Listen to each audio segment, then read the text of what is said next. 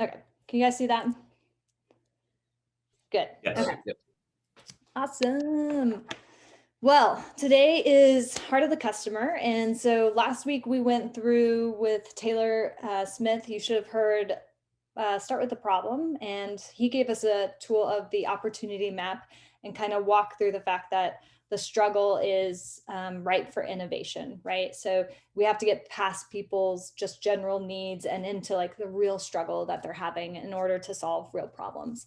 And so today we're going to talk about how to actually start doing that. How do we actually start moving into getting to the real struggle that people might be having? And so we're going to be focusing more on empathy, what that means, and how it operates within the innovative process. So just a recap here, the design thinking process is made of these 5 or so steps: to empathize, define, ideate, prototype, and test. And it's important to remember that this is not a linear process ever. You're going to be moving from back and forth from these all the time throughout your journey, right? No matter if you're creating a product or a service, or if you're just trying to get to the root of a problem, you're going to end up going through these phases often. But it's really important that we start with empathy, and that empathizing is at the beginning because it's reiterative throughout, sometimes more than others. We start with empathy and design thinking because if we can't empathize with the people who are having a problem or are associated with a certain issue or one of our ideas, maybe, we may never actually get to the root cause or the root issue. So we're not really solving their problem. Empathy and customer discovery, I might use those interchangeably throughout this presentation. It's basically the same thing, but customer discovery, we want to be rooted in empathy because it gets to people's feelings and it gets to a level of connection that we think leads to deeper customer discovery than, say, just general customer discovery of like throwing out a survey. So we're going to talk about those differences a bit today. We're going to start just a little roadmap so you know where we're going here. We're going to start by defining empathy, talk about what it means and what it requires. Then we're going to look at understanding it. So why is it important to business and innovation? And then throughout this, we're going to be practicing empathy with our words and our actions. But we're also going to look, like I said, at the end at a specific tool called an empathy map with Rachel. So okay, there's just a small group of us here. So if you can, unmute yourself, use the chat, but tell me what you think of when you hear the word empathy.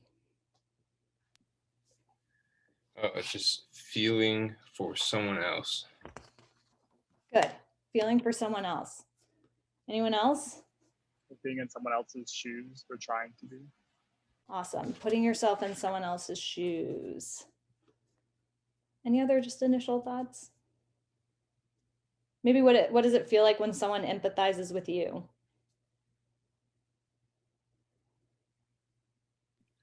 I mean, usually feels kind of good. Someone's like there, you know. Yeah, it's like someone coming kind of to where you're at. So meeting you in the place you're at, either emotionally or even physically sometimes, but being present with you. I think it feels pretty good when people make that effort. But if we look at the definition of empathy, it's actually the experience of understanding another person's thoughts, feelings, and condition from his or her point of view rather than from one's own point of view. So I just want to highlight that it's actually an experience. It's not just what someone's thinking or what an idea of what they're thinking might be, but it's actually how they're feeling, how they really are. It also requires that we detach from our own point of view. And you're going to hear me talk about that throughout this presentation, but we have to detach from our own point of view in order to take someone else's point of view. And sometimes that means standing in a place without judgment. So not feeling like we have to be right or wrong, but really detaching from any sort of ownership of a situation or someone else's experience in particular. Brené Brown, who you guys have probably heard of, she does a lot on empathy. She's a researcher at Houston University. And yeah, she gives a great visual of what extending empathy entails. And so I'm just going to play this short video clip for you guys, and then we'll talk about it. Oh, wait, hold on. Let me share the right screen with you.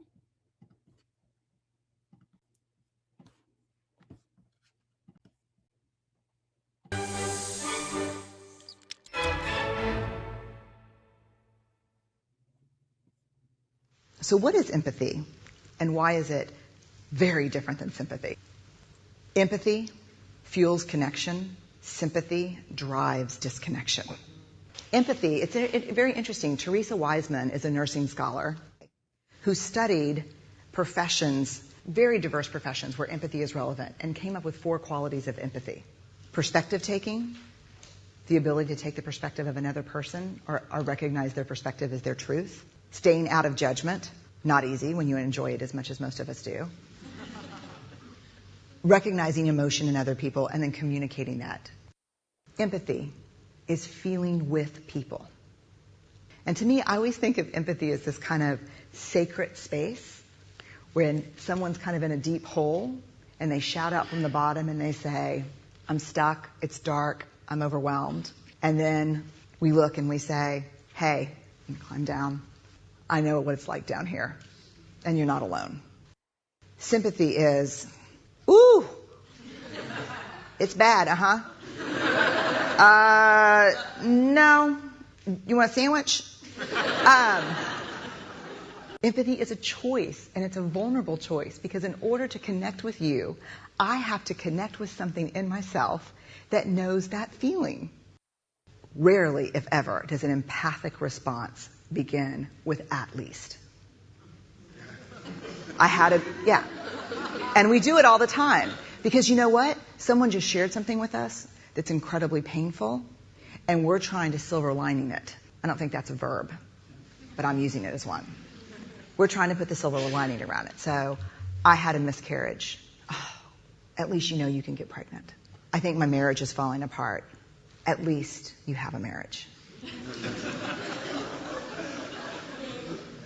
John's getting kicked out of school. At least Sarah is an A student. But one of the things we do sometimes in the face of very difficult conversations is we try to make things better. If I share something with you that's very difficult, I'd rather you say, I don't even know what to say right now, I'm just so glad you told me. Because the truth is, rarely can a response make something better. What makes something better is connection.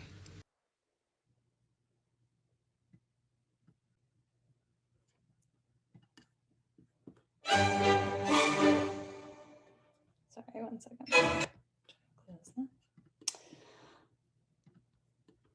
All right, associated with someone else's feeling. That's good, Conray. So, what did you guys get anything from that video? Any different perspectives on empathy? Honestly, like not different. It's kind of just reinforced everything we said. But it was a good way to put it. Yeah. I think something that's big for me is her distinction of empathy between sympathy. And so she talks about how empathy fuels connection and sympathy drives disconnection.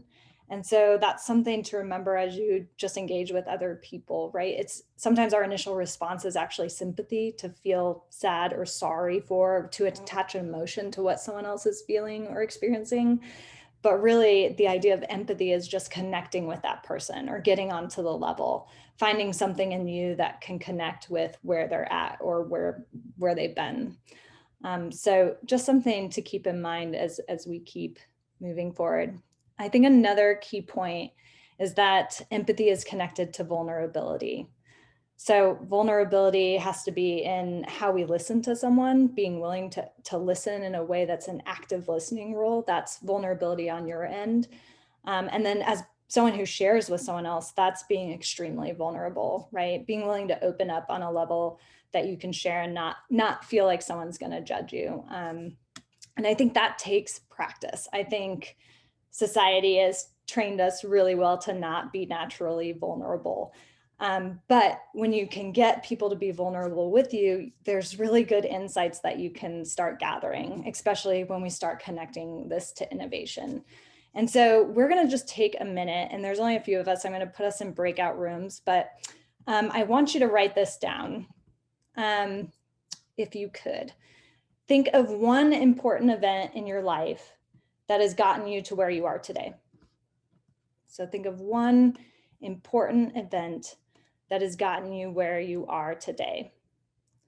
And I want you to, you're just going to be paired off here with 2 or 3 people. And I just want you to take a minute and share with, take 2 minutes each person. How about that? But share with someone what that impactful event in your life was. And I'll put it in the chat, but just think of one impactful moment or event in your life that has gotten you to where you are today. And we're going to practice just being vulnerable with each other and sharing that information. So really quickly, we only have a couple people here. 2, 3, 4. Okay. Give me 1 second here, and you guys will be invited into a breakout room.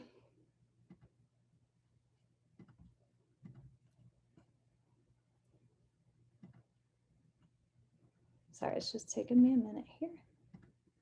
There we go. Okay. So remember, you're thinking of one impactful event in your life that has gotten you to where you are today.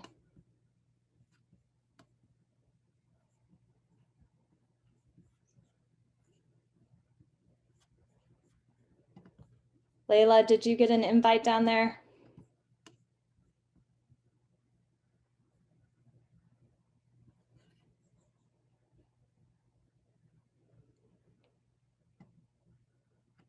Okay, we will move.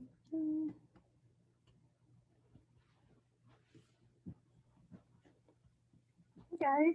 Hi, how's it going? Good. Good.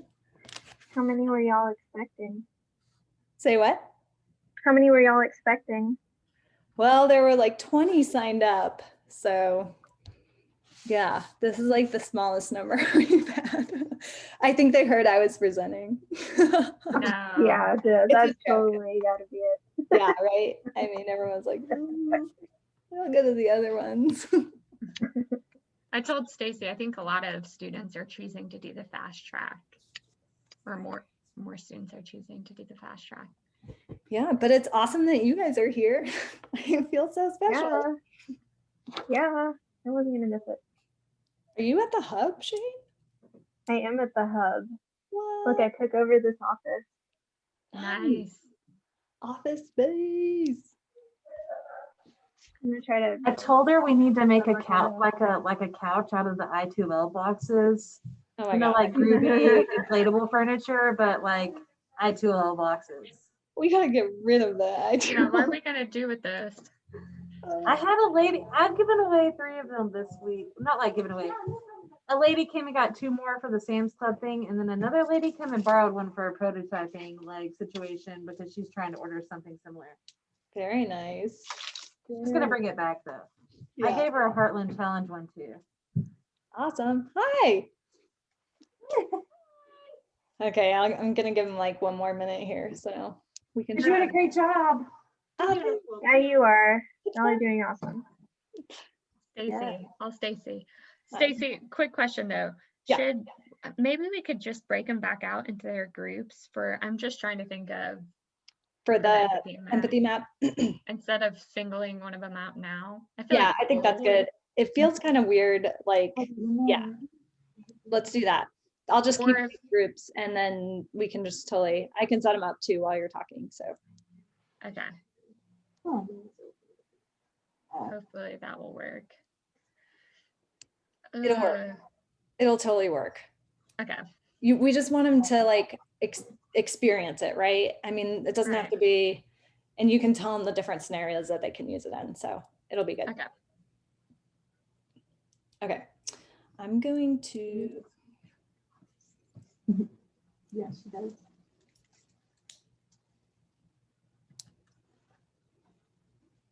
okay, they're coming back.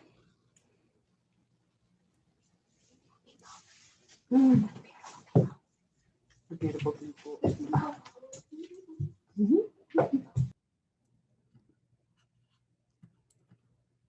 Okay. I have a question real fast. Yeah, what's up? Do you I don't want to sound like a jerk when I ask this, but do you think that you can be empathetic even if you haven't experienced what another person or group of people have gone through, or do you think that you can only be sympathetic in that situation? That's a great question. I have Really good question. Yeah, and we get asked that a lot, even in like corporate settings when we kind of work through the idea of empathy and vulnerability. And I think it's more difficult to be extremely empathetic if you are like can't find something in yourself. Like I think we are naturally drawn to be empathetic when we've had an experience that we can relate to that person in. But I do think it's possible to still be empathetic or to try and connect on a level of non-judgment and like actively listening and understanding someone. And so I think there's a certain level of empathy that we can obtain with anyone, regardless of the situation. Rachel, do you have a thought on that one? I do. I was going to raise my hand. Yeah, raise your hand. No, and I also, and this may be counter to what most people believe, but I think you can learn empathy or you can grow in empathy. Like it's not this stagnant skill that people have, like you grow into it too. And so I think like another way to empathize with people is maybe you don't know exactly what they feel. So say you have a friend who lost a job, but you've witnessed your dad walking through a job loss and you saw how hard that was for him. And so there's like a sense of empathy, even if you haven't experienced it directly, you've seen that with someone before. And so I think empathy can be learned too, or developed, maybe is a better word. Yeah, great. Thank you so much. Question. Yeah. Did anyone else take anything away from that experience of just sharing something about their life with someone else?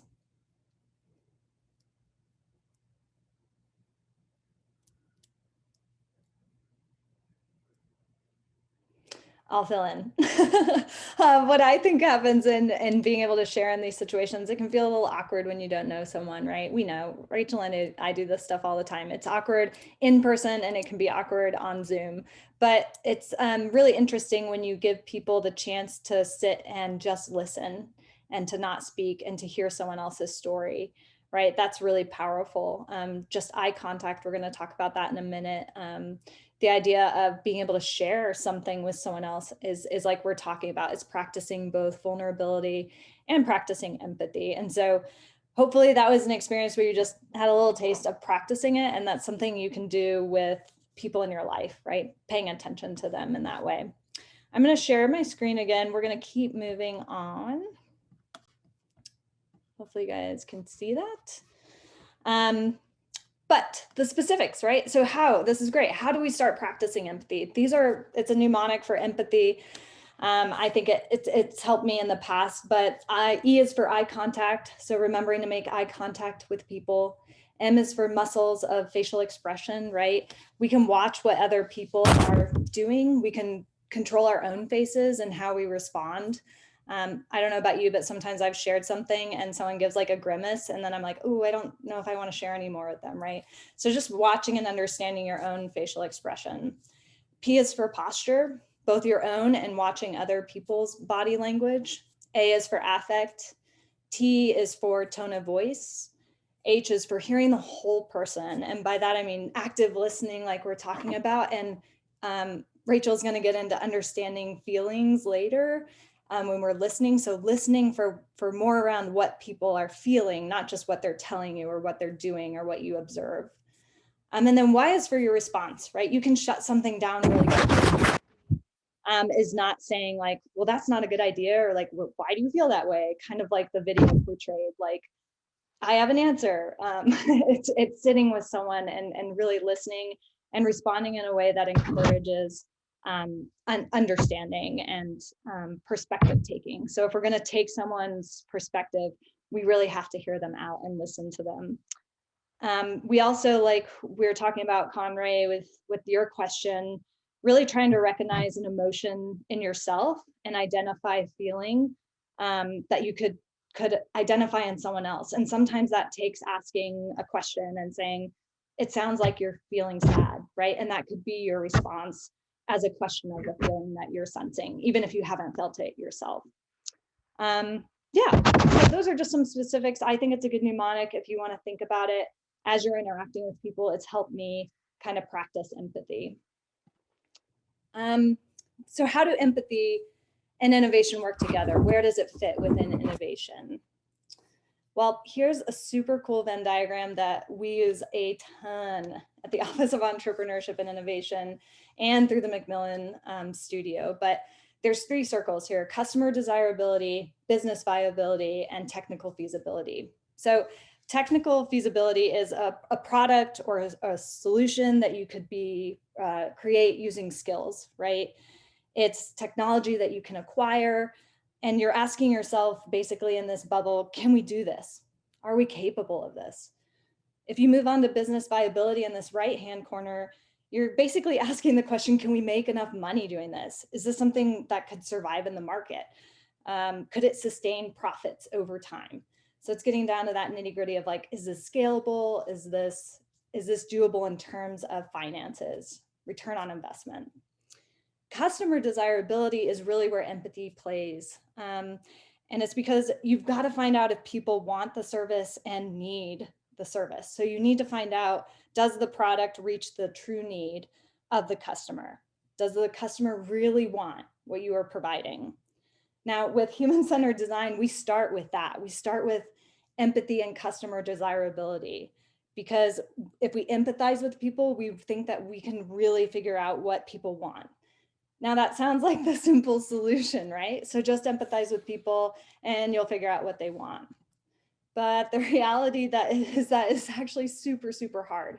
So I love this quote by Henry Ford. He said, if I had asked people what they wanted, they would have said faster horses, right?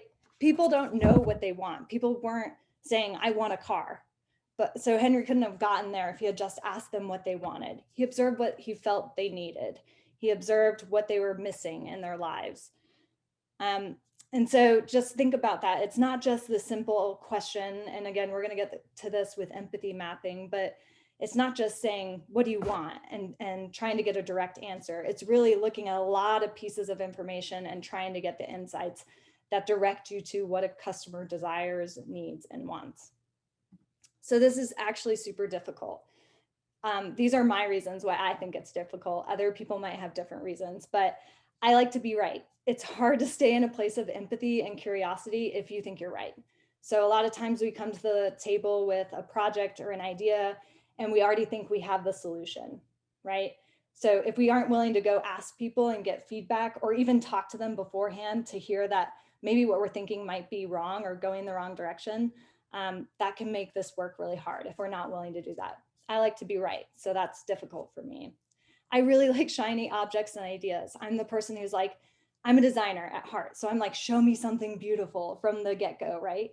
But this requires that maybe you don't have a shiny object. Maybe you just collect all these ideas or feelings and thoughts from people and you have to start there and it takes more time.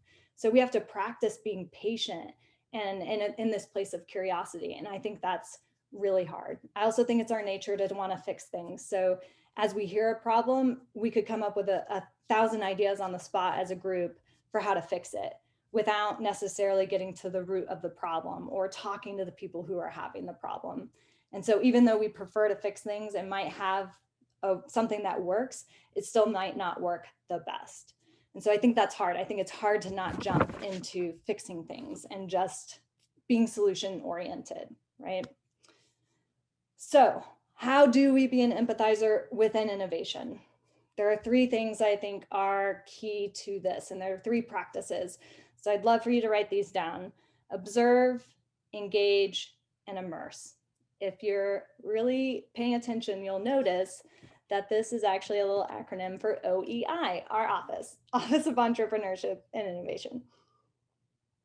I felt pretty clever, but it's not that clever. It happened by chance. So anyway, we're going to start with observing.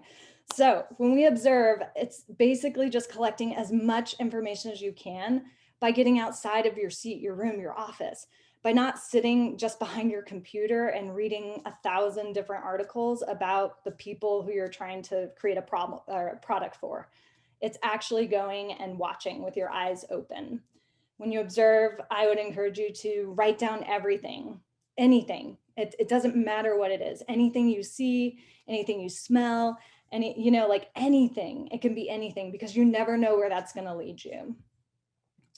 So a quick story about the power of observation and customer discovery or desirability is a story that we like around Doug Dietz. And we use this a lot in our work, but Doug Dietz worked for GE, and he was basically tasked with coming up with how to implement a bunch of new technologies into an MRI machine.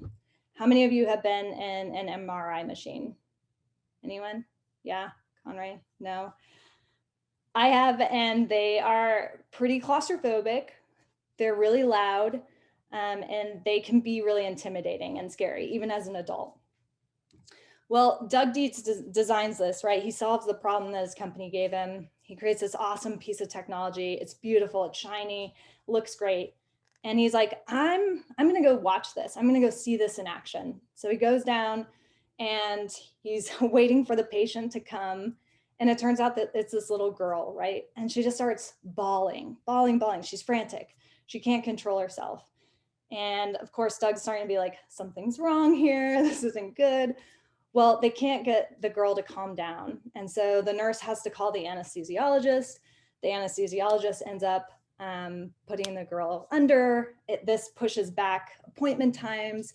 It costs a lot of money to get an anesthesiologist to do this work, not to mention the cost that it is to the patient.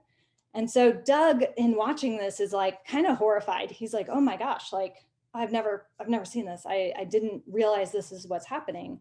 So he asked the nurses, like, how often does this happen? Turns out it happens all the time. Kids are terrified of this machine.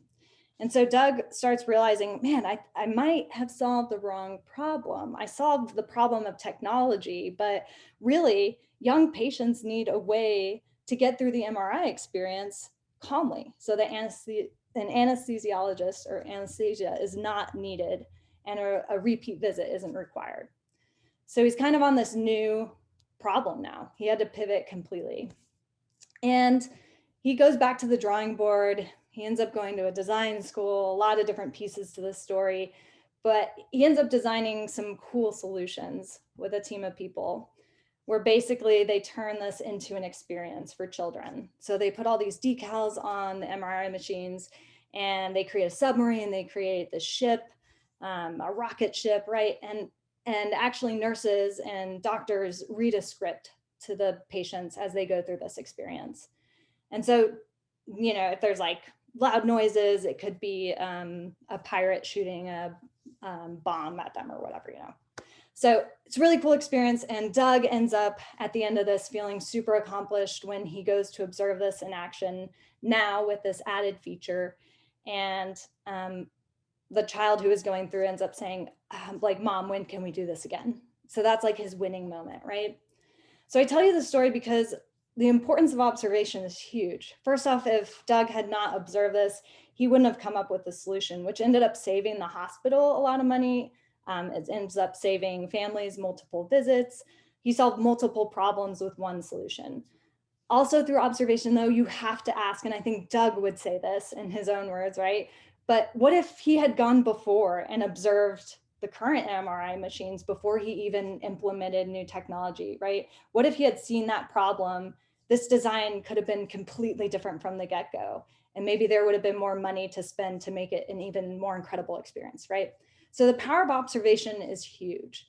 And hopefully that story sticks with you. It stuck with me just because it's super powerful on a lot of different levels. So observe. The next important element of being an empathizer is to engage. Now, when you engage, you ask open-ended questions of your end user without judgment, and you disband your preconceived notions. You have to listen for feeling words. So I'm going to tell you a quick story. If you are coming next Thursday to the prototyping session, you're going to meet my friend Scott Key. Scott's on the left-hand side here in the red and white hat. Scott helped start an organization called Every Shelter. They provide shelters for refugees in refugee camps. Refugee shelters and camps, that's not a new issue and it's not a new problem. So my friend Scott basically realized that millions of refugees live in these shelters for 12 to 17 years on average, which is an incredible amount of time. What he realizes though, when he's at school, he's a student at the engineering school at Rice, and he at this time realized that there were no floors under these shelters. So he did what he would do as a student, and he sat behind his computer and he researched the heck out of this. And he started to realize that without floors and with these kind of really terrible shelters that weren't lasting very long, people were getting a lot of illnesses like diarrhea. There was cognitive issues that were being developed. And obviously the longevity of one's life is being affected. So we had kind of those 3 points that he was kind of working off as the main problem. So he and his team come up with this cool idea, and this is his first prototype. He'll probably talk about this a little bit on Thursday, but they come up with this crate idea, and it has everything they need inside of it. And this is going to be shipped, and the bottom of this crate will unfold. It becomes the floor, build the shelter around it type idea. Really cool. Prototypes it, sends it out for feedback. They don't, it's not going to work. Like, it's too heavy. This is ends up being a terrible solution. So he goes back to the drawing board and they create this out of pallets, because pallets are everywhere there. And so he's like, well, what can we do with what exists there? And there's this top piece that he's able to develop with the technology that he has, connections he has, to put over these, and they hook together. Great solution, right? So they start implementing these, they do a lot of tests, and things seem to be going really well. And so, but Scott still hasn't even been to some of these areas that he's serving or talked to these people. There's a huge language barrier. He works primarily in Syria and the Middle East, as well as Africa. And so this is a picture of, he just recently went to Africa and was able to do some focus groups, right? So he engaged, but he was able to do this in Syria first. And so he's meeting with Syrians, and he puts together these intense focus groups. And he starts just asking these questions that he hasn't been able to ask. And he has the assumption, right, that they're helping with things like health issues, diarrhea, cognitive issues, other health issues that come from the dirt primarily. But what he hears from the people specifically in Syria is that most people are dying because it's freezing cold in the winter. More people die because it's freezing cold than from just the dirt or from diarrhea or from the lack of food and all these other things that have been assumed to be the problem. So Scott realizes in this moment, after having focus groups and actually engaging with the people and getting rid of all these preconceived notions of what he thought was a great solution, that he has to solve this problem of helping create warm spaces. And so he goes back to the drawing board again, and basically they redesign the covers of these floors. They got rid of their pallet idea. They have a different model now, but it basically holds in heat better. And so now in Syria, people are calling, and NGOs, people on the ground, they want these in because it's saving lives. And so what Scott was able to do by listening to the actual people, like really listening to them and engaging with them, being with them in their space, he was able to hit this innovation sweet spot, right? He found something that customers wanted. People in Syria want this. They're using their cell phone and their dollars to call Scott and their NGOs to get a hold of flooring. There's business viability, right? This works. This is sustainable. This is something that can keep going on. The refugee problem is not going away. It's technically feasible. They've found the right materials. They have plenty of it. It's within resourcing, right? So he's found that, but he would have never found it if he hadn't have empathized and actually gone to the people and talked to the people who he was trying to help. So observe, engage. Last one, immerse. Become the end user for an extended period of time. Allow yourself to feel, think, and be a participant. So this one's like, you could get super creative with this one, right? I went through an IDEO class, and they talked about serving people who had, or trying to come up with a product for people who had a vision impairment. So their challenge was to go around for like 3 hours blindfolded and just like see what your experience is, right? With your roommate or someone, so it's safe. So you can do this in pretty practical ways. And I would challenge you to think about that. The story that I have is actually related to Mercy Health System. So The woman on the left here is Susan Barrett, and she is the former president and CEO of Mercy Health Systems, which is a big hospital system here in Northwest Arkansas. Now, Susan, I had this opportunity of interviewing her because I was working on a project around organizational culture. And so they're known for having an awesome culture. They treat their employees well. Patients want to go to this hospital because they're treated well. So I said, how do you do this? How have you created this place where people seem in tune to what people want and what people need? And she told this story about how basically she tries to get a majority of the people who work for her to go through the process of being a patient. And so they would have days where basically they would give people a scenario and they'd say, you have a broken leg, you have a heart condition, you have something, we're not sure what it is. And they would make people go literally from the outside of the building, walking in, being wheelchaired in, and make them go through the whole experience that they would have as if they had that scenario or case going on. And what they found was that certain areas had huge hiccups, right? There were like timing issues. People couldn't figure out their paperwork. There were nursing issues. There was issues with how the doctors treated them, right? And so they experienced what their patients felt.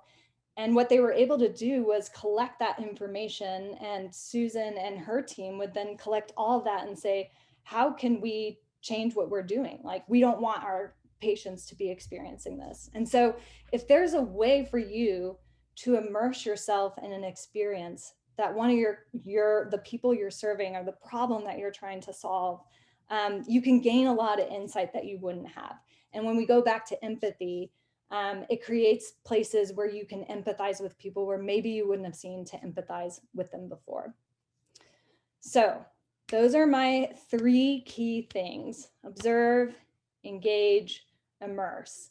And those are all tools that you can use as you try and work to do customer discovery work and to connect with the people who you're trying to solve for. So with that, I'm going to pass this off, and we're going to talk specifically about, when we're doing these things, how to connect the dots and how to get insights so that you can work towards deeper customer discovery. So with that, I'm going to stop sharing my screen for a moment and pass it off to Rachel. Yes, thank you, Stacy. So a tool that we like to use in the Innovation Studio and just with the design thinking methodology in general is something called an empathy map. And so if any of you are going to start a business one day, or even if you're working within an organization and you're having to do interviews, an empathy map is a really great tool to understand human behavior.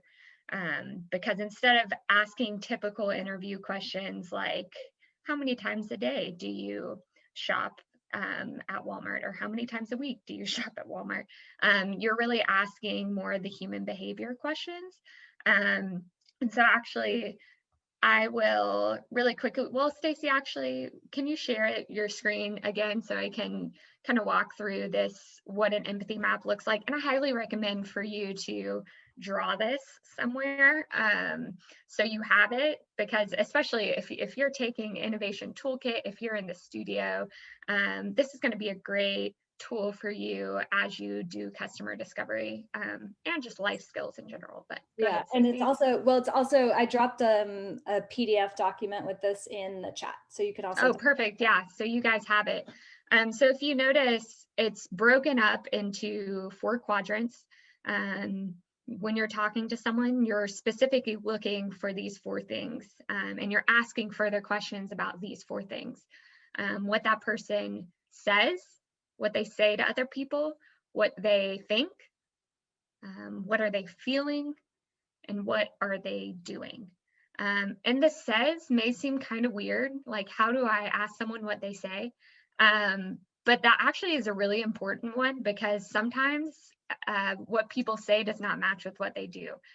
So someone might say, I want to eat healthy, or I want to be really physically fit. But what they do is they eat a lot of Cheetos and they never go to the gym. So it's really important, again, understanding human behavior to to separate it out in these 4 quadrants and be really intentional about learning about these things, because it all leads back to better understanding the person or the person you're trying to solve a problem for. And so with that, I'd love to do a live empathy map. And the question we're going to be talking about, it's going to be what has been difficult about this last year. Because this is something we all have experienced and we've all relate to in some way or another. And so if someone is willing to be brave enough to be interviewed by me, I promise I'm like very, very gentle. I don't know if that's the right word or not, but I'm not gonna like go all crazy on you. We're just gonna have a conversation and I'll be taking notes on the screen. So is someone willing? I can go for it. Cool, there we go. All right. Stacy, if you want to stop sharing, I'll start sharing my screen. Oh, where's there we go. Okay, cool. Thank you. Yeah. Let's just start with the main problem. What's been difficult, or the main question, what's been difficult about this past year for you? I'm trying to speak for a lot of people, not seeing your family at Christmas. That's like small, but it was kind of big in the moment. I think that is something that anyone can really feel.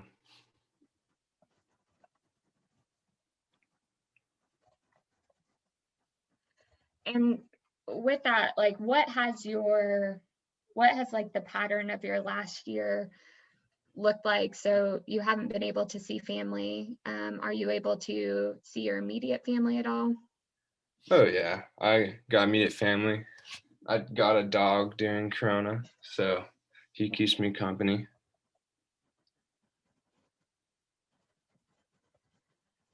What have been some routines, or what are things that you've done throughout the past year? Ooh, I got lazy. I really did. Haven't been going to class, like not in person, obviously online, but it just kind of makes you a lazy person.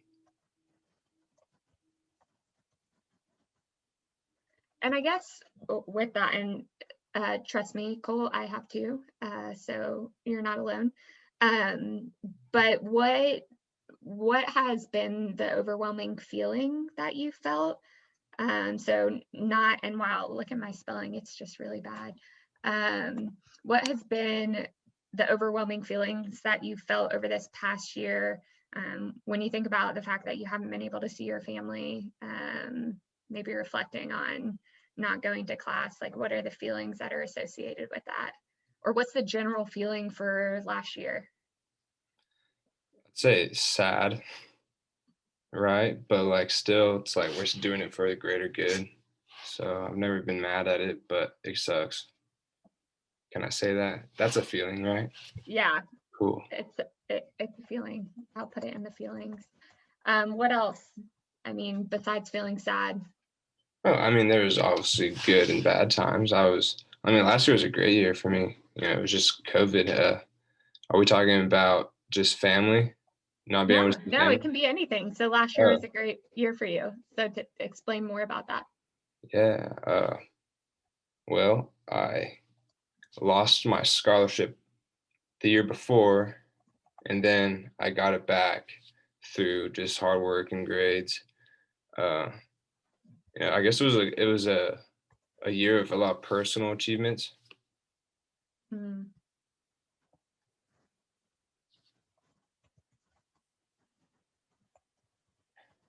And could you explain some more of what those personal achievements look like and how you got there?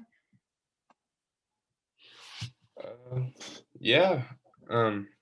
As small as this is, I don't know if any of our hunters, but I shot my first deer this year, and I've been deer hunting like my whole life, and I've literally only seen 2 deer, and I missed the first one.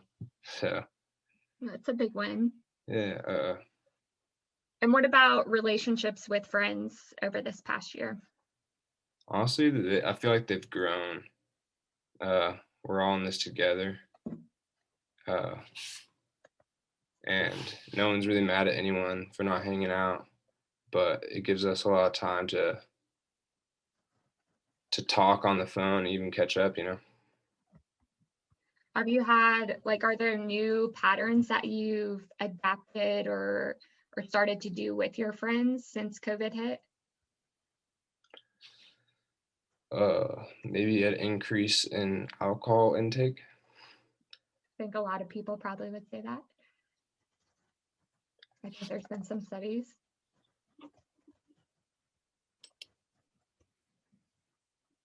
So when you think about this last year, not being able to see family, but also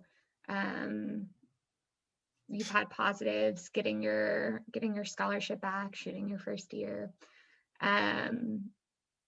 What are some things that you've thought about during this experience with COVID and also being remote for school? This kind of doesn't really deal with those two, but it does deal with just the year. Like, I've been freaking out about graduating. So, like, what the heck am I going to do after, you know? All kinds of just personal struggles.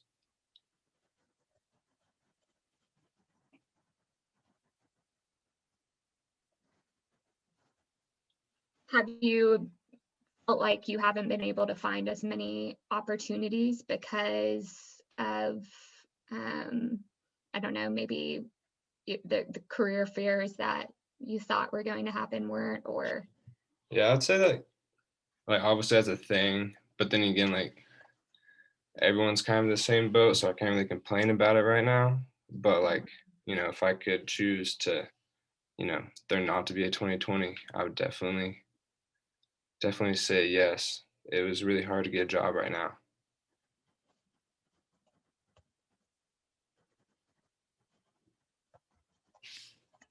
So what have you been doing about the job aspect?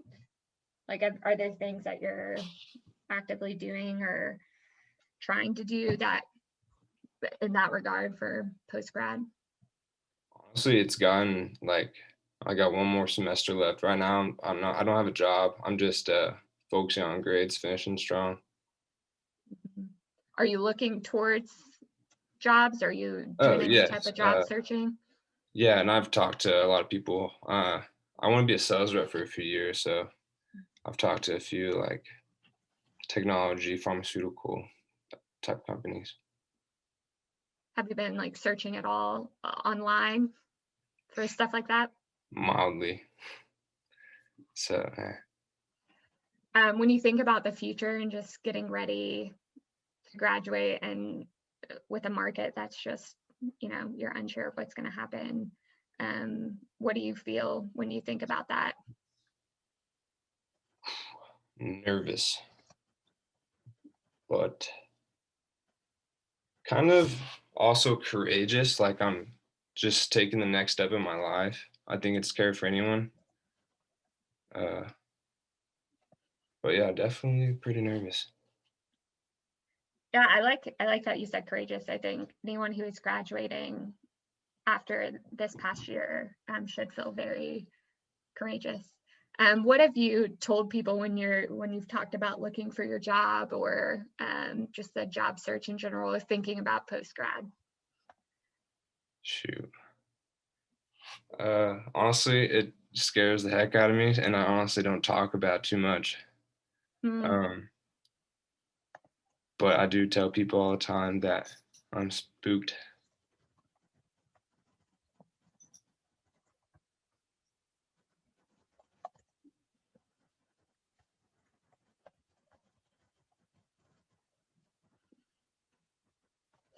Cole, is there anything else you would say if you were to just wrap up the year and any, I don't know, major events that you felt like really defined you, or any feelings that you feel like were most prevalent over the year? Is there anything else you would say? It's just time to move forward. Maybe this year will be a little better.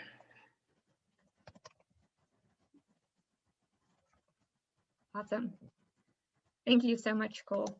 And thank you to everyone else for bearing with my horrible typos. It's a problem. Really, I don't know what I'd do without spell check. So I hope that this gives you an idea of it. This is hard. Like, it's just hard. It's hard interviewing people. And it's also, I think it's easier when you know exactly, like when you have a specific, you know, say it's a product or a service that you're trying to work on. So say you're working on a, I don't know, I'm going to be really non-creative here, but a food delivery app. You would want to talk through with a person, what does your day look like when you're getting ready to make meals? What do you think about when you're preparing for a meal, or when you're deciding what restaurant to go to?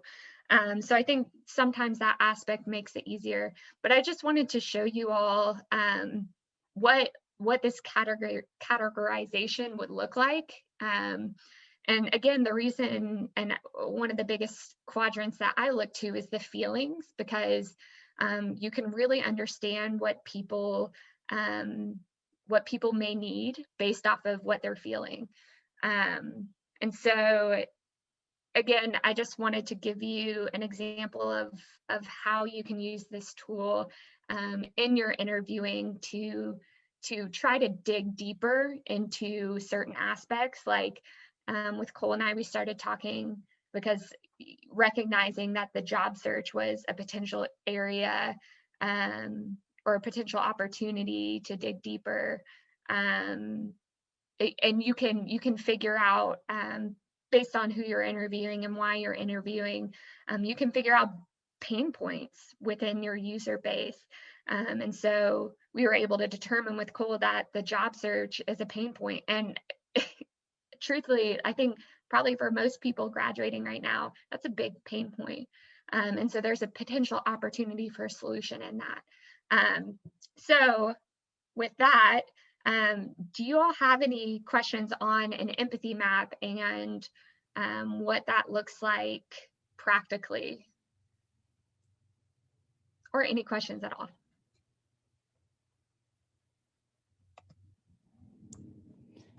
I think remembering too that this is a tool you would use with like multiple people. So you do it one at a time, but the idea is that, like Rachel's saying, eventually if you have 4 or 5 people that you've interviewed in this format, you're going to start hopefully seeing some trends or some insights that connect that you may not have. So even this one on its own with Cole is great, right? There, we've identified a pain point, like Rachel's saying, about graduation and the job search. But if you did this with 5 or 10 students, you might find that that's similar across the board, or that there's different emotions that stand out, or a different action that stands out. And so I think just remembering that this tool in particular is developed to gain insights the more that it's used with people. Would you say that's correct? Yeah, for sure. And another really important thing too is, like, I wouldn't go into an interview if I'm doing an interview for a product or service I'm trying to develop. I would have questions that I wanted, like specific questions that I wanted to ask, and then let some free flowing questions come from that. So it's not like you don't just, go into an interview and just go wherever, although that's kind of where Cole and I went today, just based off of the nature of the question and what we were getting at. But I think if you have something particular in mind that you're trying to develop, you want to have a little more structure around the questions you ask, while still allowing for flexibility, because that allows you to dig deeper. Yeah. And that tool can also be used in basic observation. Obviously, the thinks and feels might not be there, but you could just through observation do what are they doing? What are they saying? And so there's ways to use that elsewhere. Rachel and I joked around the other day that this is also an awesome tool for like note taking in class, even like, what does your professor think about this? Like, well, what are they actually saying about this? Well, what do you do with this? How do you feel about it? Like, I mean, so it's a fun tool if you want to take it in some different spheres outside of customer discovery even. But Okay, we are about out of time, so we'll be on, Rachel and I, here for a few minutes if anyone has any questions or wants to hang around. But if not, thank you for being here. I hope that this was helpful information, and I just want to encourage you guys in whatever projects you're doing to really engage with the end user and try and connect with identifying through empathy the real needs. So thanks for being here, guys. Thank you.